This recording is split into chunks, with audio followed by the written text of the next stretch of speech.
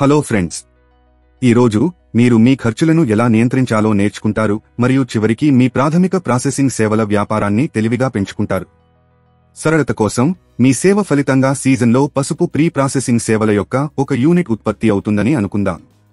ఒక యూనిట్ ఉత్పత్తి కోసం మీ సేవా రుసుము ఒక 100 రూపాయలు అని అనుకుందాం. మీరు ఒక యూనిట్ ఉత్పత్తి కోసం ఒక 100 రూపాయలకు సేవలను అందించినప్పుడు 2 రూపాయలు మరమ్మతు మరియు నిర్వహణకు వెళ్తాయి. మీరు ఒక 100 రూపాయలకు సేవలను అందిస్తున్నప్పుడు మీ కార్మికులకు చెల్లించడానికి 46 రూపాయల వరకు కేటాయించండి. మీరు బాహ్య కార్మికులను నియమించుకుంటే ఇంధన ధర కోసం 12 రూపాయలు.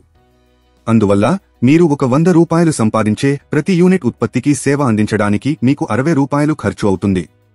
అంటే మీరు ప్రతి యూనిట్కు సేవలను అందించడం ద్వారా 40 రూపాయల లాభాన్ని పొందుతారు. ఇది 40% నికర లాభాల మార్జిన్కు సులభతరం చేస్తుంది. త్వరగా లాభం పొందడానికి మీ స్థిర ఖర్చులను తగ్గించడానికి ప్రయత్నించండి. అద్దెకు తీసుకునే బదులు మీ స్వంత యంత్రాలు మరియు పరికరాలను ఉపయోగించండి. ప్రారంభంలో కార్మిక ఖర్చులను ఆదా చేయడంలో సహాయపడటానికి కుటుంబ సభ్యులను మీతో కలిసి పనిచేయనివ్వండి. రుణాలు తీసుకునే బదులు మీ సొంత డబ్బును ఉపయోగించుకోండి లేదా స్నేహితులు, కుటుంబం మరియు వ్యాపార భాగస్వాముల నుండి సహాయం పొందండి. ఈ విధంగా మీరు క్రమం తప్పకుండా వడ్డీ చెల్లించాల్సిన అవసరం ఉండదు. స్థిర చెల్లింపుకు బదులుగా లాభాలలో వాటాను వారికి అందించండి. మీరు ఈ ఖర్చులను తక్కువగా ఉంచుకుంటే మీరు మొదటి నెలలోనే లాభం పొందడం ప్రారంభించవచ్చు. All the best. చూసినందుకు ధన్యవాదాలు. దయచేసి లైక్ చేయండి, షేర్ చేయండి, వ్యాపార్ కోచ్ ఛానల్కు సబ్స్క్రైబ్ చేయండి.